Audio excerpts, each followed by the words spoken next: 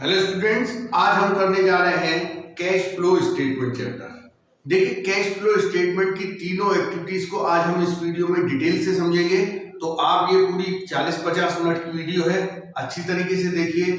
आपके cash flow statement से related सारे डाउट्स आज खत्म हो जाएंगे। तो शुरुआत करते हैं। सबसे पहले हम बात करते हैं कैश फ्लो स्टेटमेंट का मीनिंग क्या है। देखिए, कैश फ्लो स्टेटमेंट 3 शब्दों से मिलकर बना है, कैश फ्लो और स्टेटमेंट। तो कैश का मतलब क्या है? देखिए, कैश का मतलब केवल कैश इन हैंड नहीं है। कैश में वो भी सारी चीजें शामिल हैं जो कि कैश के इक्विवेलेंट है। तो कैश का मतलब है cash and cash equivalent. Equivalent का मतलब होता है समान, ऐसी चीज जो बिल्कुल कैश की तरह ही यूज की जा सकती है या क्विकली कैश में कन्वर्ट की जा सकती है। तो कैश एंड कैश इक्विवेलेंट में क्या क्या आता है? पहला तो कैश इन हैंड, इसके अलावा जो बैंक में कैश पड़ा हुआ है। देखिए, जो कैश बैंक में पड़ा हुआ है उसे भी बहुत ही जल्दी कैश में कन्वर्ट किया जा सकता है, क्योंकि उसे विड्रॉ करके कैश में कन्वर्ट किया जा सकता है। इसके अलावा जो कंपनी के पास बैंक ड्राफ्ट या चेक्स रखे हुए हैं जो कि बैंक में डिपॉजिट नहीं हुए हैं, तो उन्हें भी बैंक में डिपॉजिट करके कैश में कन्वर्ट किया जा सकता है। इसके अलावा करंट इन्वेस्टमेंट। देखिए, करंट इन्वेस्टमेंट वो इन्वेस्टमेंट है जो कि शॉर्ट टर्म के लिए इन्वेस्ट किए गए हैं और विद इन 3 मंथ्स उनकी मैच्योरिटी की डेट आने वाली है। ऐसे इन्वेस्टमेंट को करंट इन्वेस्टमेंट कहा जाता है। इसके अलावा मार्केटेबल सिक्योरिटीज भी कैश एंड कैश इक्विवेलेंट का पार्ट है। तो अब हम बात करते हैं मार्केटेबल सिक्योरिटीज क्या है। देखिए, मार्केटेबल सिक्योरिटीज ऐसे शेयर्स में या ऐसी सिक्योरिटीज में इन्वेस्ट करना जो कि स्टॉक एक्सचेंज में लिस्टेड हैं, ट्रेडेड हैं। तो ऐसी सिक्योरिटीज को बहुत ही जल्दी कैश में कन्वर्ट किया जा सकता है, तो उसे भी कैश एंड कैश इक्विवेलेंट का पार्ट माना जाता है। तो कैश एंड कैश इक्विवेलेंट में ये सारी चीजें आती हैं। इसके बाद हम बात करते हैं फ्लो का मतलब क्या है। फ्लो का मतलब है कैश का आना या जाना। तो फ्लो 2 प्रकार के हैं, एक है इनफ्लो और एक है आउटफ्लो।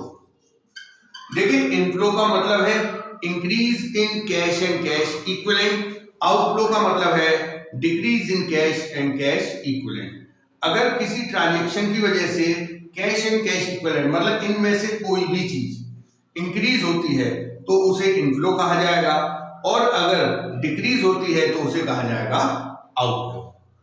स्टेटमेंट का मतलब क्या होता है? स्टेटमेंट आप जानते हैं, जैसे आपने बैलेंस शीट किया है, बैलेंस शीट भी एक स्टेटमेंट है। स्टेटमेंट का सीधा सा मतलब है कि किसी पर्टिकुलर नेचर की इंफॉर्मेशन को स्पेसिफिक फॉर्मेट में प्रेजेंट करना।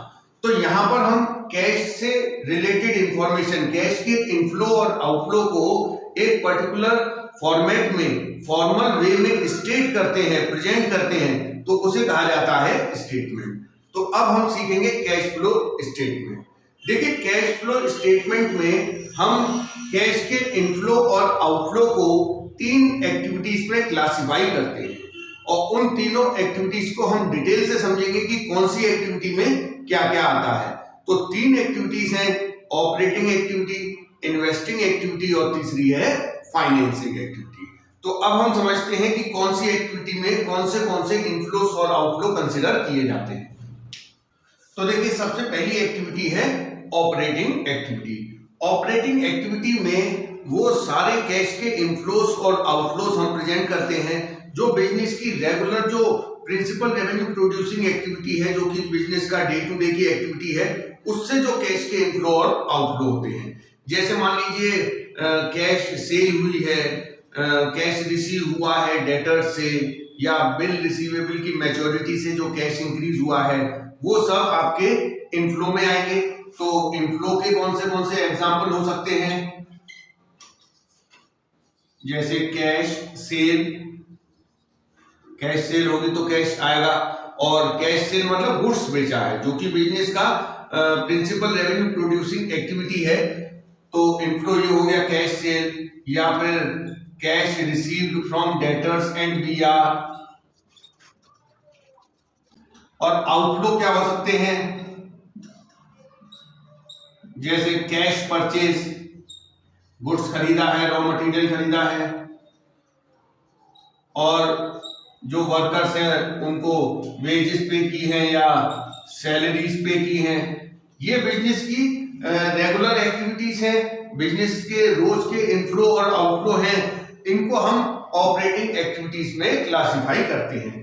इसके अलावा देखिए अदर्स, अदर्स मतलब ऐसी कोई भी एक्टिविटी जो कि ना तो इन्वेस्टिंग से रिलेटेड है और ना फाइनेंसिंग एक्टिविटी से रिलेटेड है, तो उनसे जो कैश का इनफ्लो या आउटफ्लो होगा वो भी ऑपरेटिंग में ही क्लासिफाई किया जाएगा। जैसे मान लीजिए इंश्योरेंस क्लेम रिसीव हुआ, और वो जो इंश्योरेंस क्लेम है वो ना तो इन्वेस्टिंग से रिलेटेड है और ना फाइनेंसिंग से, तो वो जो इनफ्लो है वो आप ऑपरेटिंग एक्टिविटी में ही शो करेंगे। अब हम बात करते हैं इन्वेस्टिंग एक्टिविटी की। इन्वेस्टिंग एक्टिविटीज में केवल फिक्स्ड एसेट और नॉन करंट इन्वेस्टमेंट की वजह से जो कैश का इनफ्लो या आउटफ्लो हुआ है उसे प्रेजेंट किया जाता है। अब फिक्स्ड एसेट्स और नॉन करंट इन्वेस्टमेंट की वजह से कौन से इनफ्लो और आउटफ्लो हो सकते हैं, तो देखिए इनफ्लो क्या हो सकते हैं, जैसे फिक्स्ड एसेट। फिक्स्ड एसेट में आपका टेंजिबल और इनटेंजिबल दोनों आ गया, जैसे फर्नीचर, मशीनरी, बिल्डिंग, ये तो हो गया टेंजिबल। इनटेंजिबल में जैसे कॉपीराइट है या ट्रेडमार्क है या सॉफ्टवेयर है, ये सब आपका इंटेंजिबल में आ गया। तो फिक्स्ड एसेट्स सेल करेंगे तो कैश आएगा, ये इन्वेस्टिंग एक्टिविटी का इनफ्लो हो गया। या फिर जो नॉन करंट इन्वेस्टमेंट है, देखिए करंट इन्वेस्टमेंट में अगर कोई इनफ्लो या आउटफ्लो होता है तो वो इन्वेस्टिंग एक्टिविटी में क्लासिफाई नहीं होगा, क्योंकि जो करंट इन्वेस्टमेंट है वो कैश एंड कैश इक्विवेलेंट का पार्ट है। तो इन्वेस्टमेंट अगर सेल किए गए हैं तो कैश आएगा, वो इन्वेस्टिंग एक्टिविटी का इनफ्लो हो गया। इसके अलावा इन्वेस्टमेंट पर अगर इंटरेस्ट मिला है या डिविडेंड मिला है तो वो भी आपका इन्वेस्टिंग एक्टिविटी का इनफ्लो हो गया। अब हम बात करते हैं इस एक्टिविटी में आउटफ्लो कौन से हो सकते हैं। ये केवल कुछ एग्जांपल है, इसके अलावा भी बहुत सारे इनफ्लो और आउटफ्लो इस पर्टिकुलर एक्टिविटी से रिलेटेड हो सकते हैं। आउटफ्लो कौन से हो सकते हैं, जैसे फिक्स्ड एसेट परचेज की हैं या इन्वेस्टमेंट परचेज किए हैं,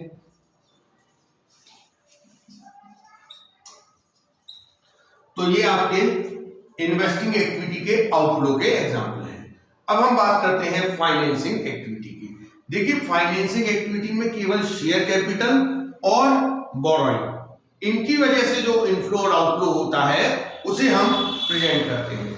शेयर कैपिटल में आपका इक्विटी शेयर कैपिटल भी आ गया और प्रेफरेंस शेयर कैपिटल भी आ गया, और बोरोइंग में आपका लॉन्ग टर्म बोरोइंग भी आ गया, जैसे डिबेंचर है, लॉन्ग टर्म लोन है, और शॉर्ट टर्म बोरोइंग भी आ गया। शॉर्ट टर्म बोरोइंग जैसे बैंक ओवरड्राफ्ट है या शॉर्ट टर्म लोन है।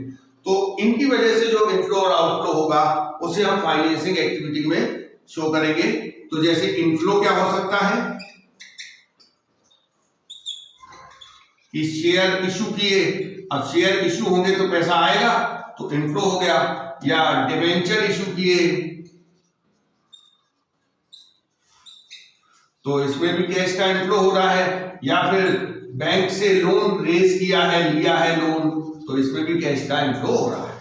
और आउटफ्लो क्या हो सकते हैं इस एक्टिविटी में, जैसे शेयर्स का रिडेम्पशन किया। देखिए इक्विटी शेयर्स का रिडेम्पशन नहीं होता है, इक्विटी शेयर्स का बायबैक हो सकता है, और प्रेफरेंस शेयर्स का रिडेम्पशन होता है, डिबेंचर्स का रिडेम्पशन होता है, लोन का रीपेमेंट होता है, लोन पर इंटरेस्ट पे किया गया, डिबेंचर पे इंटरेस्ट पे किया गया, या फिर शेयर होल्डर्स को डिविडेंड दिया गया, इक्विटी को डिविडेंड दिया गया, इक्विटी को इंटरिम डिविडेंड, ईयर के बीच में भी जब कंपनी को एक्सेस प्रॉफिट्स होते हैं तो कंपनी अपने इक्विटी शेयर होल्डर्स को फाइनल डिविडेंड के अलावा एडिशनल डिविडेंड भी पे करती है ईयर के बीच में, तो उसे कहा जाता है इंटरिम डिविडेंड। तो ये सारी चीजें फाइनेंसिंग एक्टिविटी के आउटफ्लो में प्रेजेंट की जाती है। जैसे शेयर्स रिडीम, कौन से शेयर्स रिडीम होंगे, प्रेफरेंस शेयर्स, या फिर इक्विटी शेयर्स है तो उनका बायबैक हो सकता है, या डिबेंचर्स का रिडेम्पशन हो सकता है।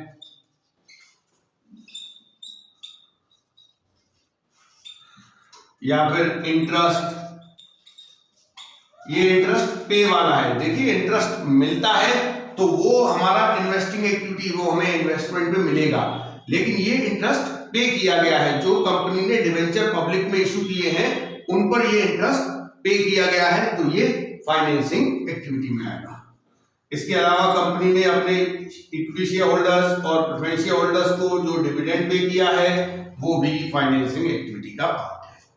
तो ये आप देख लीजिए, ये ऑपरेटिंग, इन्वेस्टिंग और फाइनेंसिंग एक्टिविटी से रिलेटेड कुछ इनफ्लोस और आउटफ्लो के एग्जांपल हैं। अब हम देखेंगे कैश फ्लो स्टेटमेंट कैसे बनाया जाता है और उसका फॉर्मेट भी समझेंगे, और ये देखेंगे कि कैश फ्लो स्टेटमेंट बनाने के कितने मेथड हैं। तो शुरुआत करते हैं मेथड्स की। देखिए कैश फ्लो स्टेटमेंट बनाने के दो मेथड हैं, एक है डायरेक्ट मेथड और एक है इनडायरेक्ट मेथड। डायरेक्ट मेथड आपके कोर्स में नहीं है, लेकिन थोड़ा सा हम इसके बारे में समझ लेते हैं, फिर आपको इनडायरेक्ट मेथड इजीली समझ में आएगा। डायरेक्ट मेथड में हम जैसे मान लें ऑपरेटिंग एक्टिविटी से कैश का इनफ्लो या आउटफ्लो निकाल रहे हैं, तो हम डायरेक्टली ऑपरेटिंग एक्टिविटी के जो इनफ्लोज हैं उन्हें प्लस कर देंगे और जो आउटफ्लोज हैं उन्हें माइनस कर देंगे, और हमें पता चल जाएगा कि कैश फ्रॉम ऑपरेटिंग एक्टिविटी या cash used in operating activity कितना है। कैश फ्रॉम ऑपरेटिंग एक्टिविटी का मतलब ये है कि ऑपरेटिंग एक्टिविटी की वजह से कैश इंक्रीज हुआ है, और cash used in operating activity का मतलब ये है कि ऑपरेटिंग एक्टिविटी की वजह से कैश डिक्रीज हुआ है। तो बड़ा आसान सा है, अगर प्लस में आंसर आएगा तो वो कैश फ्रॉम ऑपरेटिंग एक्टिविटी है, और माइनस में आएगा तो cash used in operating activity है। तो डायरेक्ट मेथड में तो डायरेक्टली इनफ्लोस और आउटफ्लोस प्लस और माइनस हो जाते हैं, लेकिन ये आपके कोर्स में नहीं है। ना ही आपको क्वेश्चन में डायरेक्टली ऑपरेटिंग एक्टिविटीज के इनफ्लोस और आउटफ्लोस की इंफॉर्मेशन दी होगी। फिर हम कैश फ्रॉम ऑपरेटिंग एक्टिविटी कैसे कैलकुलेट करेंगे, तो इसका एक तरीका है नेट प्रॉफिट की हेल्प से हम cash from operating activity calculate कर सकते हैं। तो नेट प्रॉफिट से कैश फ्रॉम ऑपरेटिंग एक्टिविटी कैसे आएगा, उससे पहले मैं आपको बता दूं, ऑपरेटिंग एक्टिविटी में कैश इंक्रीज होने के केवल दो ही रीजन हो सकते हैं। एक तो cash increased due to operating profit, और दूसरा है cash increased due to change in working capital.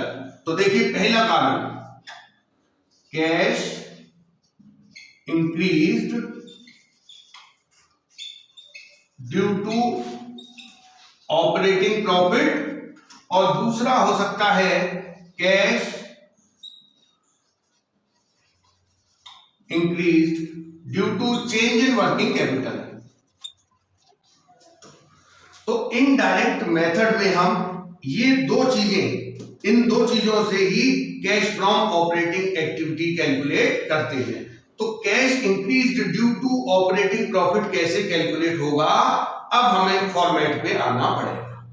तो आप देखिए कैश फ्लो स्टेटमेंट का फॉर्मेट, और वहां हम देखेंगे कि कैश फ्लो स्टेटमेंट के फॉर्मेट में जो नेट प्रॉफिट है उसमें एडजस्टमेंट करके cash increased due to operating profit कैसे निकाला जाता है। तो अब हम शुरुआत करते हैं। देखिए कैश फ्रॉम ऑपरेटिंग एक्टिविटी निकालने के लिए सबसे पहले हम इधर लिख देते हैं net profit before tax and extraordinary item. ये वो प्रॉफिट है जिसमें से ना तो भी टैक्स का प्रोविजन हुआ है और ना ही इसमें कोई एक्स्ट्रा ऑर्डिनरी नेचर का गेन जुड़ा हुआ है, ना ही कोई एक्स्ट्रा ऑर्डिनरी नेचर का लॉस या एक्सपेंस घटा हुआ है।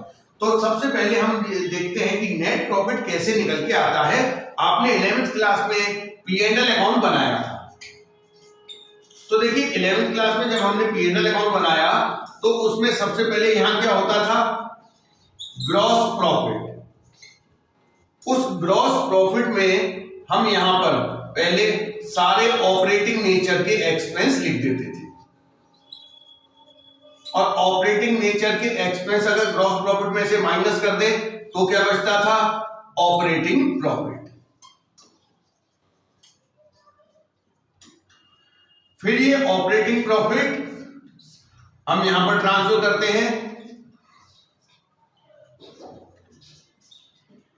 और उसके बाद जो नॉन ऑपरेटिंग नेचर के एक्सपेंस हैं वो सारे एक्सपेंस हम डीआर करते हैं, और जो नॉन ऑपरेटिंग नेचर की इनकम है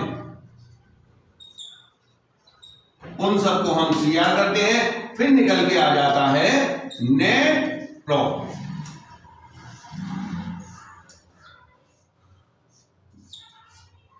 तो अब एक और चीज इसमें समझिए, ये जो ऑपरेटिंग एक्सपेंस है ये भी दो प्रकार के हैं, एक है कैश ऑपरेटिंग एक्सपेंस और एक है नॉन कैश। तो इसमें कोई भी ऑपरेटिंग एक्सपेंस हो, चाहे वो कैश हो या नॉन कैश हो, ऑपरेटिंग एक्सपेंस हम DR करते हैं।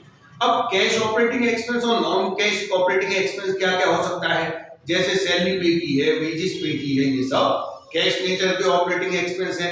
अब जैसे डेप्रिसिएशन है, मशीन पे डेप्रिसिएशन लगाया है, या फिर एमोर्टाइजेशन है, गुडविल को एमोर्टाइज किया है, या प्रिलिमिनरी एक्सपेंस एमोर्टाइज किए हैं, राइट ऑफ किए हैं, तो वो सब नॉन कैश होते हैं। तो जीपी में से ऑपरेटिंग एक्सपेंस माइनस करके ऑपरेटिंग प्रॉफिट आता है, फिर उस ऑपरेटिंग प्रॉफिट में बाकी जितने भी नॉन ऑपरेटिंग नेचर की इनकम है, एक्सपेंस हैं या लॉसेस हैं, वो सब भी अगर हम एडजस्ट कर देते हैं तो निकल के आता है नेट प्रॉफिट। अब देखिए, इसी नेट प्रॉफिट से हमें कैश फ्रॉम ऑपरेटिंग एक्टिविटी निकालना है। तो इस नेट प्रॉफिट में जितने भी नॉन ऑपरेटिंग नेचर की इनकम और गेन जुड़े हुए हैं उन सबको माइनस कर दीजिए। जितने भी नॉन ऑपरेटिंग नेचर के एक्सपेंस और लॉस यहां पर डेबिटेड है, मतलब घटे हुए हैं, उन सबको प्लस कर दीजिए, तो आ जाएगा ऑपरेटिंग प्रॉफिट। यहां से हम उल्टा चल रहे हैं, तो यहां पर नेट प्रॉफिट में ये चीजें जोड़ दी जाए और ये नॉन ऑपरेटिंग इनकम और गेन माइनस कर दिया जाए तो क्या आ जाएगा, ऑपरेटिंग प्रॉफिट। लेकिन एक कदम और आगे बढ़ना है, हमें ऑपरेटिंग प्रॉफिट नहीं चाहिए, हमें कैश फ्रॉम ऑपरेटिंग एक्टिविटी चाहिए। तो जो ऑपरेटिंग प्रॉफिट में नॉन कैश नेचर के एक्सपेंस घटे हुए हैं उनको भी अगर हम यहां पर प्लस कर दें तो हमारा कैश फ्रॉम ऑपरेटिंग एक्टिविटी आ जाएगा। लेकिन ये पूरा कैश फ्रॉम ऑपरेटिंग एक्टिविटी नहीं है, ये केवल cash increased in operating activity due to operating profit है। अभी जो वर्किंग कैपिटल है, मतलब करंट एसेट्स और करंट लायबिलिटी है, उसकी वजह से जो ऑपरेटिंग कैश इंक्रीज या डिक्रीज हुआ है उसे हम बाद में करेंगे। तो शुरुआत करते हैं। जो net profit before tax and extraordinary items है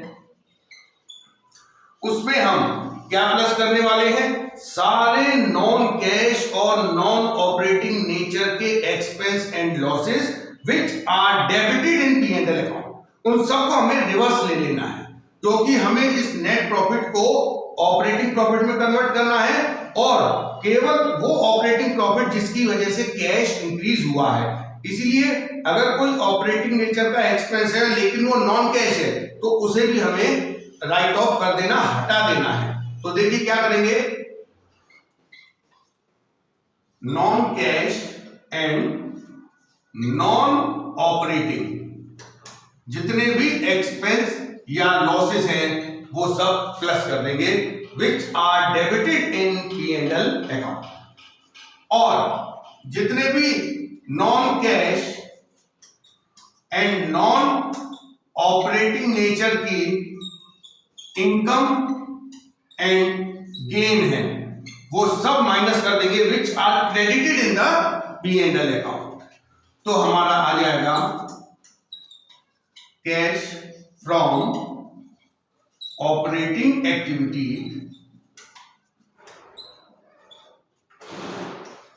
लेकिन अभी केवल cash increase in operating activity due to operating profit हुआ है। अब एक चीज और है, cash increase due to change in working capital, तो ये हम लिखेंगे cash from operating activity before working capital changes, क्योंकि वर्किंग कैपिटल में चेंज होने की वजह से भी ऑपरेटिंग कैश इंक्रीज या डिक्रीज होता है।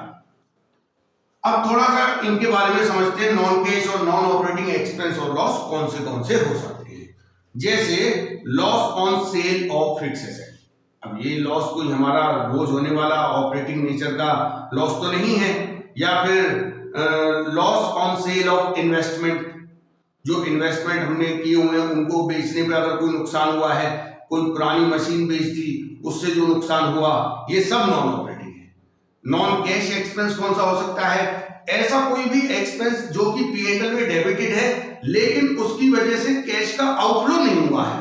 जैसे डेप्रिसिएशन, इससे प्रॉफिट कम हो जाता है P&L का, लेकिन कैश तो कहीं नहीं जाता है। एमोर्टाइजेशन, इससे भी आपका नेट प्रॉफिट कम हो जाता है, लेकिन कैश तो कहीं नहीं जाता। तो प्रॉफिट तो कम हो रहा है लेकिन कैश कम नहीं हो रहा है, इसीलिए हम उन्हें वापस प्लस कर देते हैं। और नॉन कैश और नॉन ऑपरेटिंग नेचर की इनकम और गेन कौन सी हो सकती है?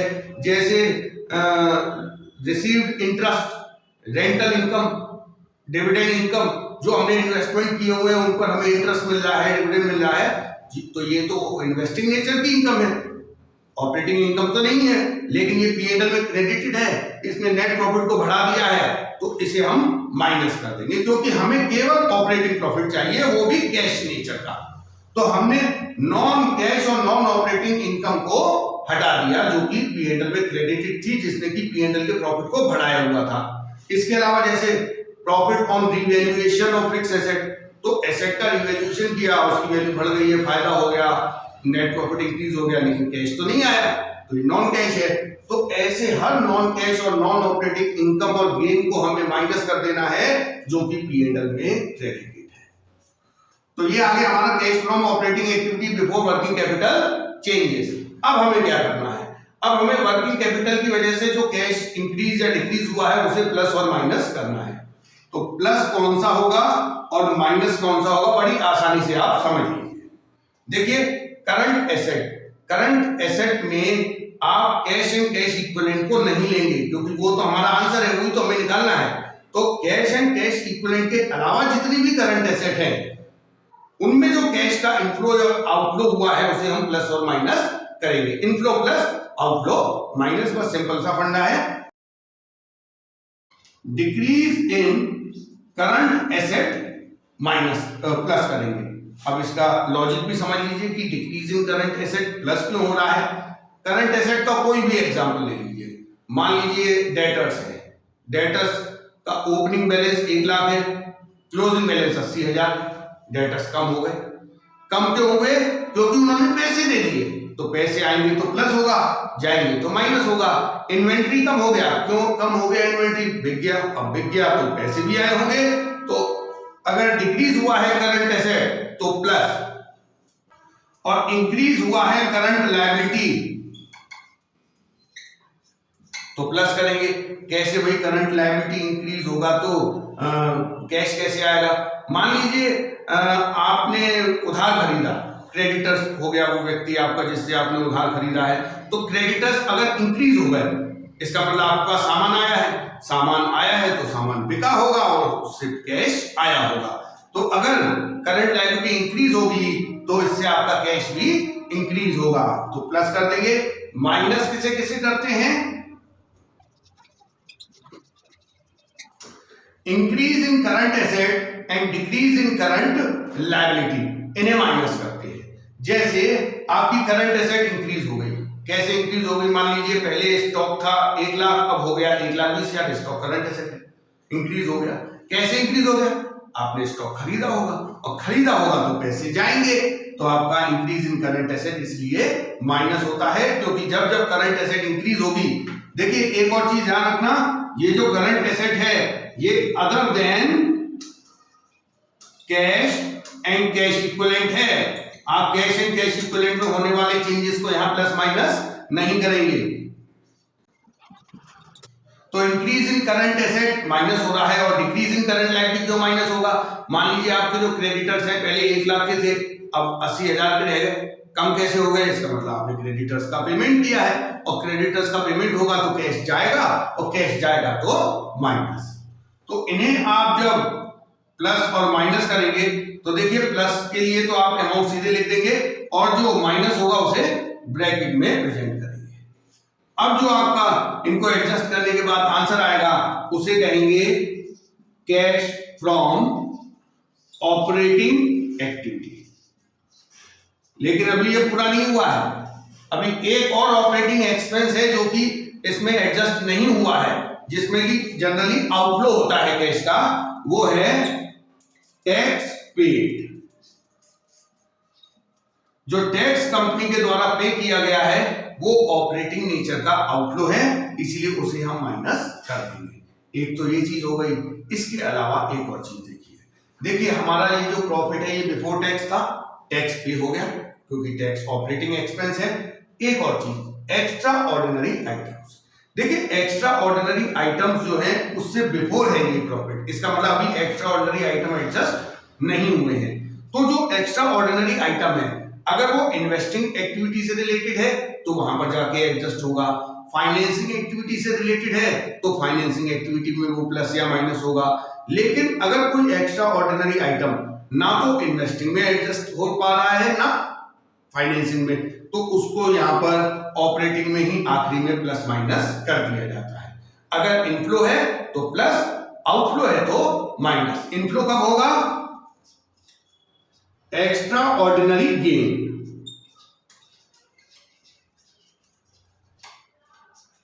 अगर एक्स्ट्रा ऑर्डिनरी नेचर का कोई गेन है तो प्लस कर देंगे और एक्स्ट्रा ऑर्डिनरी नेचर का कोई लॉस है तो उसे माइनस कर देंगे। अब हमारा जो आंसर आएगा वो हमारा नेट आंसर है कैश फ्रॉम ऑपरेटिंग एक्टिविटी।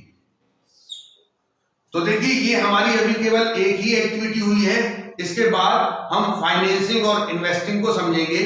लेकिन सबसे मोस्ट इंपॉर्टेंट एक्टिविटी यही है।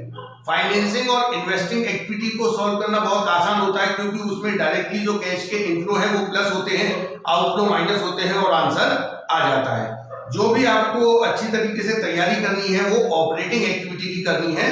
तो इसको जैसे मैंने समझाया है आप बिल्कुल नोट बना लीजिए इसके, यही चीजें आपके एग्जाम में आने वाली हैं। अगर आपने इसे अच्छी तरीके से समझ लिया तो ऑपरेटिंग एक्टिविटी का आंसर आप इजीली निकाल लेंगे।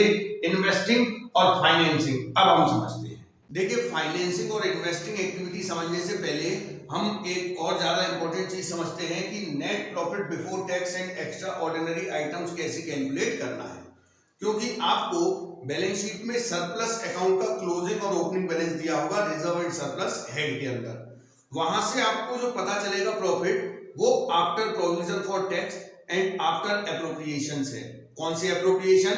डिविडेंड देना, transfer to reserve, interim dividend, इन सबको एडजस्ट करने के बाद वाला प्रॉफिट है। और हमें कौन सा प्रॉफिट चाहिए? Before tax and extraordinary items.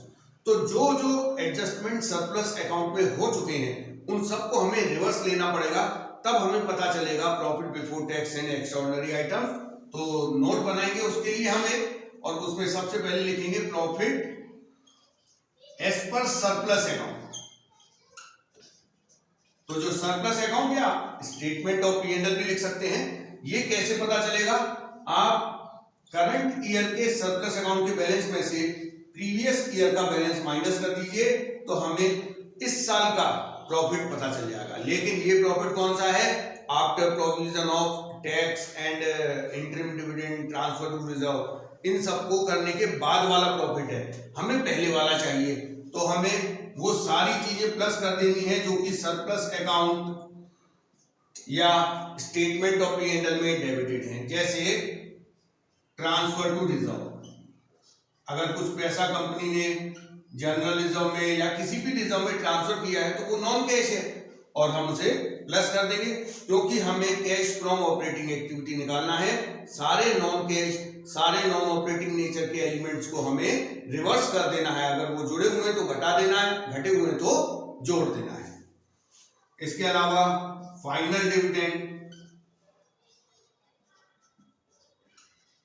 देखिए फाइनल डिविडेंड इक्विटी पे भी हो सकता है और प्रेफरेंस पे भी हो सकता है। और ये जो फाइनल डिविडेंड है ये प्रपोज्ड इन प्रीवियस ईयर, मतलब जो पिछले साल प्रपोज किया गया था वो इस साल प्रोवाइड भी किया गया होगा सरप्लस अकाउंट से और पे भी किया गया होगा। इंटरिम डिविडेंड, देखिए कंपनी इंटरिम डिविडेंड केवल इक्विटी शेयर होल्डर्स को देती है। जब कंपनी को एडिशनल प्रॉफिट्स होते हैं, एक्स्ट्रा प्रॉफिट्स होते हैं, तो कंपनी इक्विटी शेयर होल्डर्स को ईयर के बीच में भी डिविडेंड अलाउ कर देती है जो कि ईयर के एंड में सरप्लस अकाउंट में डेबिट किया जाता है। और ये फाइनल डिविडेंड और इंटरिम डिविडेंड ये दोनों ही फाइनेंसिंग एक्टिविटी से रिलेटेड है, इसलिए हम ऑपरेटिंग निकाल रहे हैं। इनको हमने प्लस कर दिया है क्योंकि ये सरप्लस अकाउंट में डेबिटेड है। तो ये तीनों चीजें सरप्लस अकाउंट में डेबिटेड है, हमने प्लस कर दिया है। इसके अलावा प्रोविजन फॉर टैक्स, ये provision for tax P&L account में डेबिटेड है। और देखिए प्रोविजन फॉर टैक्स मतलब पे नहीं किया है टैक्स, प्रोवाइड किया है, प्रोविजन बनाया है। प्रोविजन बनाना नॉन कैश होता है और इसीलिए हम इसे प्लस कर देते हैं। इसके अलावा एक्स्ट्रा ऑर्डिनरी लॉस, कोई भी एक्स्ट्रा ऑर्डिनरी लॉस, ये दोनों चीजें P&L में डेबिटेड हैं। ये दोनों चीजें P&L में डेबिटेड हैं और ये जो एक्स्ट्रा ऑर्डिनरी लॉस है ये भी P&L के DR में दिखाया गया होगा। हम इसे प्लस क्यों कर रहे हैं? क्योंकि हमें चाहिए profit before tax and before extra ordinary items. तो ये सारी चीजें हमने प्लस कर दी। अब माइनस क्या करना है? Tax refund. देखिए जो टैक्स रिफंड है ये P&L में क्रेडिटेड है, लेकिन जो टैक्स का रिफंड मिला है वो कोई हमारी ऑपरेटिंग नेचर की इनकम तो नहीं है, इसीलिए हम उसे माइनस कर रहे हैं। हमें केवल ऑपरेटिंग नेचर की इनकम चाहिए और वो भी जिसकी वजह से कैश इंक्रीज हुआ हो। इसीलिए हम सारे नॉन ऑपरेटिंग और नॉन कैश आइटम जो कि P&L में डेबिटेड हैं उन्हें प्लस कर रहे हैं, क्रेडिटेड हैं उन्हें माइनस कर रहे हैं। माइनस एक्स्ट्रा ऑर्डिनरी गेन, ये भी P&L में क्रेडिटेड है। हमें बिफोर एक्स्ट्रा ऑर्डिनरी चाहिए, इसीलिए जो एक्स्ट्रा ऑर्डिनरी लॉस P&L में डेबिटेड है उसे प्लस कर दिया और जो एक्स्ट्रा ऑर्डिनरी गेन P&L में क्रेडिटेड है उसे माइनस कर दिया। इन सबको करने के बाद जो हमारा प्रॉफिट आएगा वो होगा profit before tax and extraordinary items. तो ये हमारा profit before tax and extraordinary items आ गया। उसके बाद हम कैश फ्लो स्टेटमेंट बना लेंगे और cash from operating activity calculate कर लेंगे। अब हम बात करेंगे इन्वेस्टिंग एक्टिविटी की। देखिए इन्वेस्टिंग एक्टिविटीज में क्या आता है? केवल non current asset, fix assets और नॉन करंट इन्वेस्टमेंट, इनकी वजह से जो कैश का इनफ्लो और आउटफ्लो हुआ है वो केवल इन्वेस्टिंग एक्टिविटी में प्लस और माइनस किया जाता है। तो इसमें जनरली क्या क्या प्लस और माइनस होता है वो मैं लिख देता हूं। जैसे इन्वेस्टमेंट सोल्ड,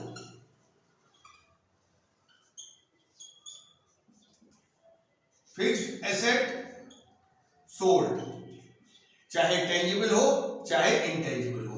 तो इन्वेस्टमेंट बेचेंगे, फिक्स्ड एसेट बेचेंगे तो पैसा आएगा। या इंटरेस्ट ऑन इन्वेस्टमेंट रिसीव्ड, जो हमने डिवेंचर्स में या बैंक में इन्वेस्ट कर रखा है उससे अगर इंटरेस्ट मिल रहा है, या अगर हमने किसी कंपनी के शेयर्स खरीद रखे हैं उससे डिविडेंड रिसीव हुआ, या फिर इन्वेस्टमेंट पर्पस से हमने कोई प्रॉपर्टी खरीद रखी है उस पर इंटरेस्ट रिसीव हुआ, तो ये सब हमारे इन्वेस्टिंग नेचर के इनफ्लो हो गए। अब आउटफ्लो क्या होंगे? जैसे इन्वेस्टमेंट परचेज करना,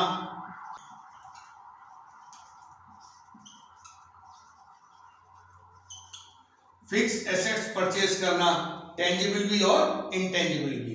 फिक्स जैसे बिल्डिंग है, फर्नीचर है, मशीनरी है, गुडविल है, कॉपीराइट है, ये सब हमारी फिक्स एसेट्स हैं। तो अगर हम खरीदेंगे तो पैसा जाएगा, तो ये होगी माइनस। और इन सबको प्लस करके आउटफ्लो माइनस कर देंगे तो आ जाएगा कैश फ्रॉम। देखिए यहां पर अगर आंसर प्लस में आता है तो लिखेंगे कैश फ्रॉम इन्वेस्टिंग एक्टिविटी, और अगर माइनस में आता है तो लिखेंगे cash used in investing activity.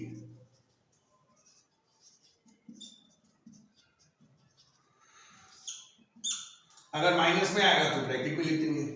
तो ये हो गई हमारी इन्वेस्टिंग एक्टिविटी। अब हम बात करेंगे तीसरी, फाइनेंसिंग एक्टिविटी।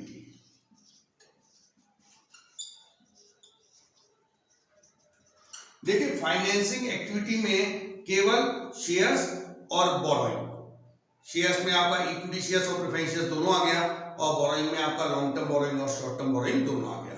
तो उनकी वजह से जो कैश का इनफ्लो और आउटफ्लो होगा उसे हम प्लस और माइनस करेंगे। जैसे शेयर इशू किए, इक्विटी शेयर हो या प्रेफरेंस शेयर, तो पैसा आएगा, प्लस करेंगे। डिबेंचर अगर इशू किए तो पैसा आएगा, प्लस करेंगे। अगर लोन लिया है तो पैसा आएगा, प्लस करेंगे। इसके अलावा जैसे डिबेंचर्स का रीपेमेंट किया है, मतलब रिडेम्पशन किया है, तो पैसा जा रहा है, माइनस करेंगे।